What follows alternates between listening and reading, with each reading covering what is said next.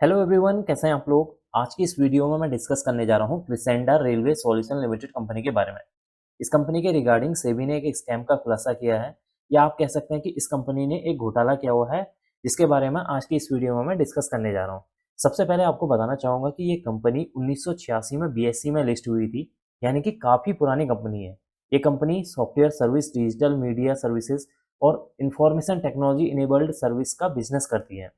पहले इसका नाम क्रिसेंडा सॉल्यूशन लिमिटेड था और बाद में इसका नाम क्रिसेंडा रेलवे सॉल्यूशन लिमिटेड कर दिया। इस कंपनी के लिए सेबी ने एक 35 पेज का एक इंट्रीम ऑर्डर पास किया है। सेबी के अनुसार इस कंपनी ने रिवेन्यू को बड़ा चढ़ाकर दिखाया, जबकि कंपनी ने कोई बिजनेस ही नहीं किया है, और रिवेन्यू को बड़ा चढ़ाकर दिखाकर फाइनेंशियल स्टेटमेंट में गड़बड़ी की गई, जिससे शेयर के प्राइस काफ़ी बढ़ गए और उसके बाद प्रमोटर ने अपनी हिस्सेदारी बेचकर बड़ा मुनाफा कमाया। कंपनी के अंदर की बात की जाए तो कंपनी के अंदर सेबी को घोटाले ही घोटाले नजर आएंगे। सेबी की तरफ से जो 35 पेज की एक बड़ी रिपोर्ट आई है, इस रिपोर्ट में सेबी ने कई सारे पॉइंट हाईलाइट किए हैं, जिनमें से कुछ पॉइंट मैं अभी यहाँ पर डिस्कस करने जा रहा हूँ। नंबर 1 पॉइंट है, FY15 से FY20 तक कंपनी की आय जीरो थी, मतलब कुछ रिवेन्यू हुआ ही नहीं है। लेकिन FY23 में सडनली रिवेन्यू 75 करोड़ पहुंच गया, जबकि FY22 में रिवेन्यू 18 लाख था। मतलब FY22 में रिवेन्यू 18 लाख था और वहां से एक साल के अंतर्गत 75 करोड़ का रिवेन्यू हो गया कंपनी का।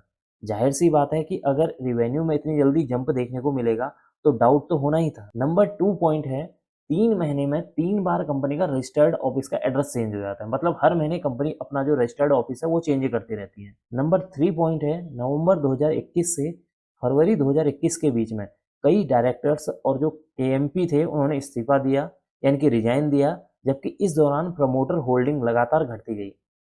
सितंबर 2021 से दिसंबर 2021 तक प्रमोटर होल्डिंग 30.1% से घटकर 8.42% रह जाती है। लेकिन इसी दौरान स्टॉक के प्राइस में लगातार तेजी को देखने को मिलती है। मतलब एक तरफ जो है प्रमोटर की होल्डिंग गिर रही है, मतलब प्रमोटर अपने शेयर जो है बेचकर निकलते जा रहे हैं, दूसरी तरफ स्टॉक का जो प्राइस है वो बढ़ते जा रहा है।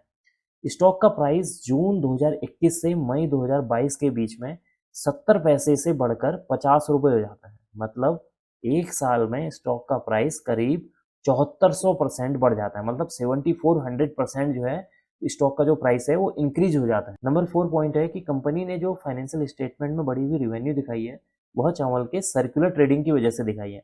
मतलब 3 इक्विटी ऐसी थी जो आपस में ही चावल को पेपर में खरीदती बेचती थी। लेकिन सेबी ने जब डीपली जाकर इंक्वायरी की तो पता चला कि जो बिलिंग की इनवॉइस थी, उनमें जो ट्रांसपोर्टेशन के लिए गाड़ी यूज हुई थी और गाड़ियों के नंबर इनवॉइस में जो मेंशन थे, उनमें से कुछ गाड़ियों के नंबर एग्जिस्ट ही नहीं करते हैं, और 2 गाड़ियों के नंबर टू व्हीलर गाड़ी के नंबर हैं। इसका मतलब है कि 3 एंटिटी के बीच में राइस की फेक बाइंग सेलिंग चल रही थी।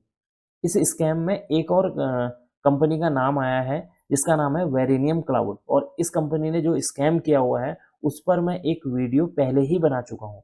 स्क्रीन के टॉप पर एक वीडियो का लिंक शो हो रहा होगा, आप उस लिंक पर क्लिक करके भी वेरिनियम क्लाउड के स्कैम की वीडियो को देख सकते हैं। इन सब स्कैम के बीच में क्रिसेंडा रेलवे सॉल्यूशन के स्टॉक का प्राइस बढ़ता चला गया। कंपनी के प्रमोटर अपनी हिस्सेदारी धीरे धीरे बेचते गए, और अब यानी कि आज के दिन में स्टॉक के जो प्रमोटर हैं, यानी कि जो कंपनी के जो प्रमोटर हैं, उनकी हिस्सेदारी मात्र 0.08% रह गई है। उसके बाद भी प्रमोटर एक प्रेफरेंशियल इशू लेकर आए, और उससे भी प्रमोटर ने करीब 66 करोड़ रुपए जुटा लिए। इसी वजह से सेबी को इस कंपनी पर डाउट हुआ।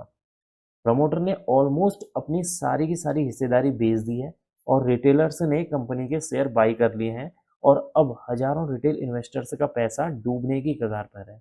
तो ये थी इस स्टॉक के या इस कंपनी के बारे में जो घोटाला हुआ है उसके बारे में थोड़ी सी इन्फॉर्मेशन। एंड में मैं बस आपसे यही कहना चाहूँगा कि जब कभी भी आप किसी कंपनी के स्टॉक में पैसा इन्वेस्ट करते हैं तो इन्वेस्ट करने से पहले उसकी पूरी इन्फॉर्मेशन ले लीजिए, उसकी जो हिस्ट्री है उसे जान लीजिए, कंपनी के जो फंडामेंटल है उसे जान लीजिए। उसके बाद अगर कभी भी आपको जो है डाउट लगता है उस स्टॉक में, तो जितनी जल्दी हो सके उस स्टॉक से बाहर निकलने की कोशिश कीजिए। अब मैं इस वीडियो को यहीं पर एंड करना चाहूँगा। उम्मीद करता हूँ कि आपको ये वीडियो पसंद आई हो। अगर आपको यह वीडियो पसंद आई हो तो please like, share and subscribe करना ना भूलें। Thank you.